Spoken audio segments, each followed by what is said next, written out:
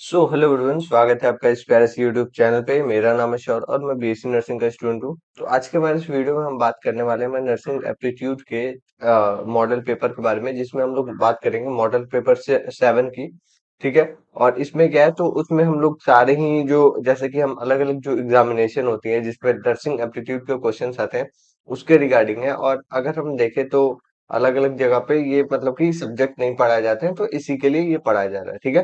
तो अगर हम देखें तो आप हमारे चैनल को भी सब्सक्राइब कर सकते हो, और साथ ही में अगर देखें तो हमारे ऐप को डाउनलोड कर सकते हो, जहाँ पे आपको एक प्रॉपर सा अच्छे से बैच मिल जाएगा, जिसमें प्रॉपर प्रीवियस ईयर पेपर मिल जाएंगे, मॉडल पेपर्स, इसके साथ साथ सारे ही जो एग्जाम पॉइंट ऑफ व्यू से जो इम्पोर्टेंट है सब कुछ मिल जाएगा। ठीक है। और यहाँ पे हमारे पास जो प्रीवियस ईयर के टॉपर्स हैं और जो मतलब कि अच्छे अच्छे रैंक लेके जो अच्छे अच्छे कॉलेज में गए हैं, वहाँ यहाँ पे आपको देखने को मिल रहा है, जो कि हमने प्रीवियस ईयर में ऐसे देखा था। ठीक है। तो अगर हम यहाँ से स्टार्ट कर रहे हैं, जो हमारा मॉडल पेपर 7 है, और इसमें हम लोग टोटल 25 क्वेश्चन को करेंगे और देखेंगे कि किस तरीके क्वेश्चन आते हैं। तो अगर हम बात करें तो क्वेश्चन नंबर 1 है, जिसमें देखें जो नर्सेस हैं उनकी जो रिस्पॉन्सिबिलिटी होती है मतलब कि मेडिकेशन और एडमिनिस्ट्रेशन का, वो क्या इंश्योर करती है, जैसे कि दवा देने का जो मतलब कि जिम्मेदारी होती है वो क्या मतलब कैसे सुनिश्चित करती है। ठीक है।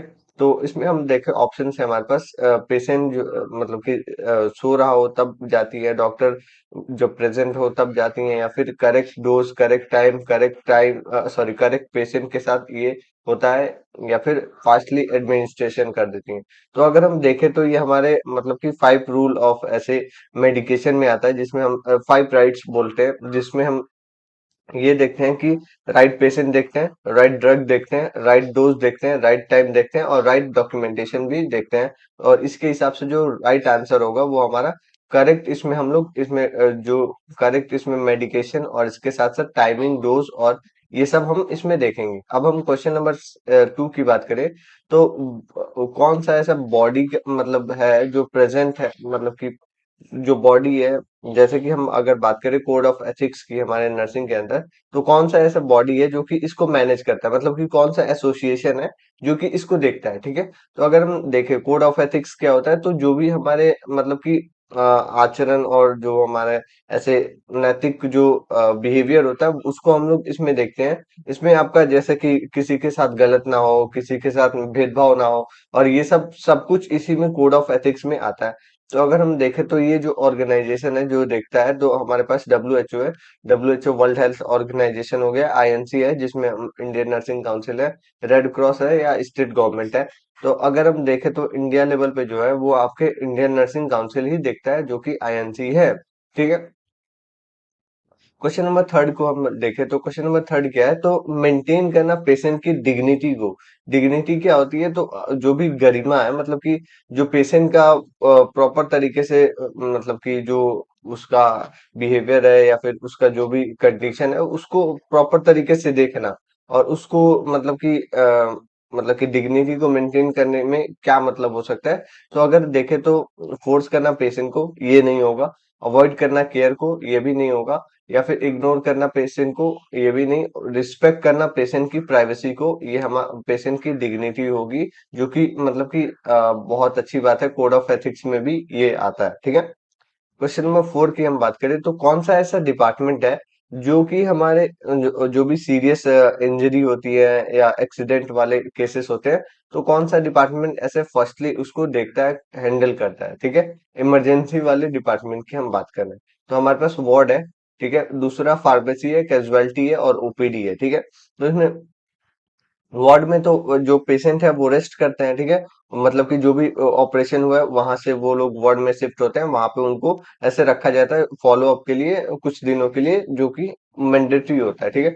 फार्मेसी में क्या है, तो मेडिसिन को हम लोग ऐसे देखते हैं और देते हैं, जो भी नॉलेज है या फिर लेना देना होता है वो सब। कैजुअलिटी जो होता है ये हमारा एक मतलब कि कैजुअलिटी बहुत ज्यादा होता है, जहाँ पे कैजुअली सारे लोग आते हैं, इमरजेंसी वाले जो केसेस होते हैं उनको फास्ट फॉरवर्ड किया जाता है। और ये हमारा होता है ओपीडी, क्या होता है, आउट पेशेंट डिपार्टमेंट होता है, जिसमें जो पेशेंट है वो अपने कंडीशन के साथ आया, उसने अपना इलाज कराया और वो चला गया। ठीक है। अब इसके बाद से हम देखें तो जो भी हमारे गायनेकोलॉजिस्ट होते हैं वो किसके स्पेशलिस्ट होते हैं ठीक है। गायनोकोलॉजिस्ट की हम बात करें तो जो गायनी है, गायनी क्या होता है, तो ये फीमेल रिप्रोडक्टिव ऑर्गन होता है, जो कि हमारे मतलब कि फीमेल को के रिप्रोडक्टिव ऑर्गन का जो स्टडी और जो स्पेशलिस्ट होते हैं, जिसको हम लोग गायनोलॉजिस्ट बोलते हैं, फीमेल स्पेशलिस्ट बोलते हैं, ठीक है। हार्ट का क्या होगा, तो कार्डियोलॉजिस्ट होगा। बोन का क्या होगा, तो मतलब कि ऑर्थोपेडिक होगा। और इसके साथ साथ आई का क्या होगा, तो ऑप्टोथैल्मिक, मतलब कि एप्टोथैल्मिक्स होगा, ठीक है। अब हम आगे देखें तो हमारे पास क्या है, तो कार्डियोलॉजिस्ट जो है वो कौन से मतलब कि ऑर्गन को ट्रीट करते हैं, डिजीज को ट्रीट करते हैं, ठीक है। अगर हम देखें तो इसको आप ऐसे समझ सकते हो कि जो कार्डियो कार्डियो कौन सा होता है, तो कार्डियो आपका,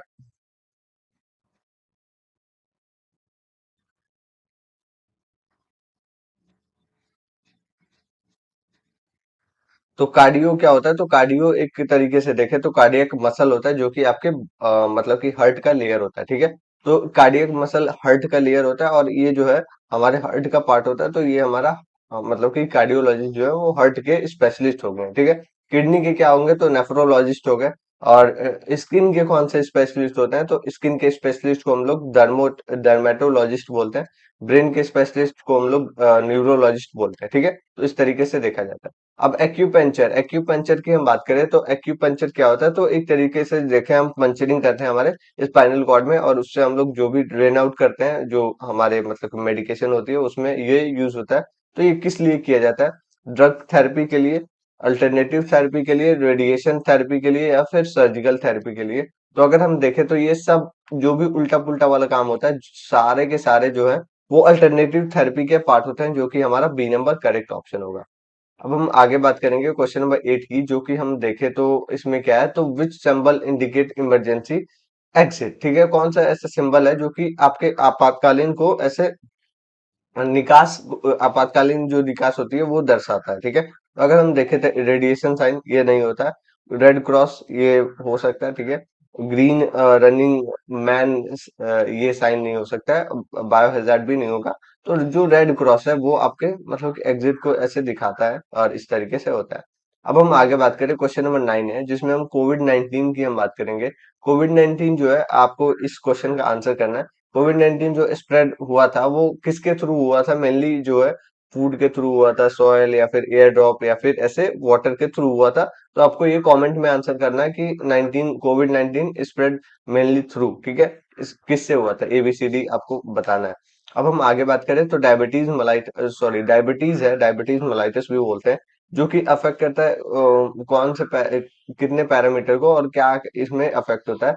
अगर देखें तो पल्स रेट है, ठीक है। दूसरा ब्लड शुगर लेवल है, ऑक्सीजन लेवल है, और इसके साथ साथ ब्लड प्रेशर है। तो अगर हम देखें तो जो डायबिटीज मेलाइटस है, मतलब कि जो शुगर वाले पेशेंट है, उनको हम लोग ऐसे नॉर्मल लैंग्वेज में शुगर के पेशेंट बोलते हैं। लेकिन अगर हम मेडिकल के लैंग्वेज में देखें तो हम डायबिटीज मेलाइटस डायबिटीज बोलते हैं, ठीक है। तो बी नंबर करेक्ट ऑप्शन होगा। अब हम आगे बात करें तो क्वेश्चन नंबर 11 है, जिसमें हम देखें तो अर्थक्वेक का हम लोग प्रिपेयर्डनेस अगर कर रहे हैं, उसके अंदर क्या होगा, मतलब कि अर्थक्वेक अगर आने वाला है तो उसके लिए हमें क्या तैयारी करके रखनी चाहिए, तो इसमें हमें बताना है। तो अगर हम देखें तो पहला जो ऑप्शन है हमारे पास, इग्नोर करना वार्निंग को, जैसे कि कुछ भी अगर थोड़ी भी मतलब कि ऐसे हिल डुल रहा है धरती, तो उसको इग्नोर करना। रन करना फास्ट, या फिर स्टे काम रहना, और इसके साथ साथ स्लिप करना। तो अगर देखें तो पहला तो आपको इग्नोर नहीं करना है, और मतलब कि जो भी वार्निंग आपको मिल रही है उसको इग्नोर नहीं करना है, ठीक है। दूसरा अगर देखें तो फास्ट रन भी नहीं करना, जैसे कि अगर मतलब कि अर्थक्वेक हो रहा है तो आप उसमें गिर सकते हो, इस तरीके से, ठीक है। स्टे काम, शांत रहोगे तो ये सही रहेगा। और स्लीप, अगर सोना चाहो तो सो भी कहाँ सोओगे, इस तरीके से घर घर गिरने के चांसेस रहते हैं। तो इसमें अगर देखें तो करेक्ट ऑप्शन जो है आपका सी नंबर करेक्ट ऑप्शन होगा, जो कि हमारा स्टे काम होगा, ठीक है। क्वेश्चन नंबर 12 को देखें तो क्वेश्चन नंबर 12 क्या है, तो फर्स्ट एड जो होता है चॉकिंग के अंदर वो क्या इंक्लूड होता है, चॉकिंग का क्या होता है, मतलब कि कुछ भी आप खा रहे हो तो वो मतलब कि फंस गया गले में, या फिर ऐसे गले में कुछ भी आपके अटक गया, तो उसको अगर निकालना हो या उपचार करना हो, तो उसके लिए फर्स्ट एड क्या होना चाहिए। तो आप इमीडिएट वाटर देते हो, या फिर जो भी आपके मतलब कि जो भी हेमचिक हेमचिक सॉरी हेमलिच जो होती है, जो भी टेक्नोलॉजी होती है उसको यूज करते हो, इग्नोर करते हो या फिर पेशेंट को ले डाउन करते हो।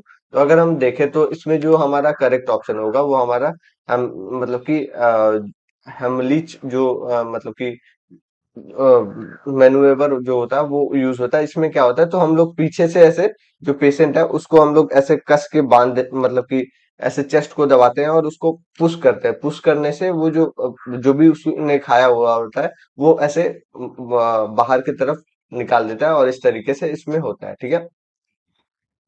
अब क्वेश्चन नंबर 13 है, उसमें हम क्या देख रहे हैं, तो ओरल जो मतलब कि हाइजीन है वो कैसे प्रिवेंशन करता है। तो ओरल हाइजीन की हम बात करें, फीवर में प्रिवेंट करता है, या फिर अगर देखें तो इंजरी से, इन्फेक्शन से, या फिर फ्रैक्चर से। तो ओरल हाइजीन हमें इन्फेक्शन से प्रिवेंट करता है, कोई भी संक्रमण होने से ऐसे बचाव करता है। ठीक है।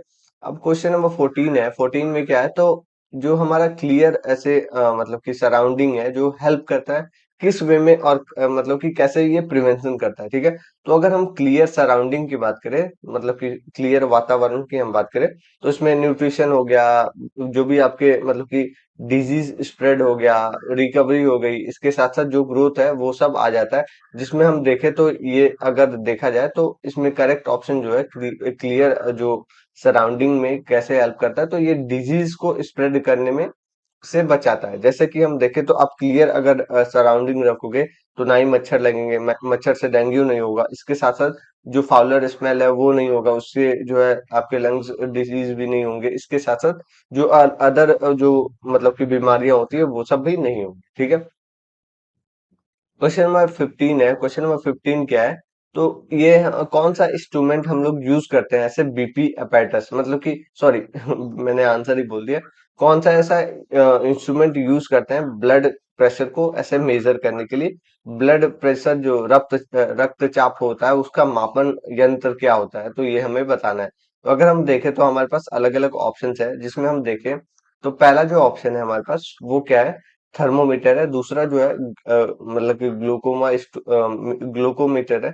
तीसरा जो है स्फेग्नोमेनोमीटर है, और चौथा जो है हमारे पास स्टेथोस्कोप है। ठीक है। तो एक एक करके मैं बताता हूँ। पहला जो है हमारे पास वो थर्मोमीटर है, वो क्या करता है, तो ये हमारे बॉडी को टेम्परेचर को मेजर करता है। ठीक है। ग्लूकोमीटर है, तो ग्लूकोमीटर क्या करता है, तो ग्लूकोज के रेट को ये बताता है। ठीक है। स्फेग्नोमेनोमीटर है, तो ये जो है हमारे बीपी एपेटाइटिस को बोलते हैं, और ये हमारे ब्लड मतलब कि प्रेशर को मेजर करता है। और स्टेथोस्कोप है, तो ये हमारे हार्ट बीट को ऐसे बताता है। तो ये राइट आंसर जो है सी नंबर करेक्ट ऑप्शन होगा। इसको हम लोग बीपी अपैरेटस भी बोलते हैं नॉर्मल से लैंग्वेज में।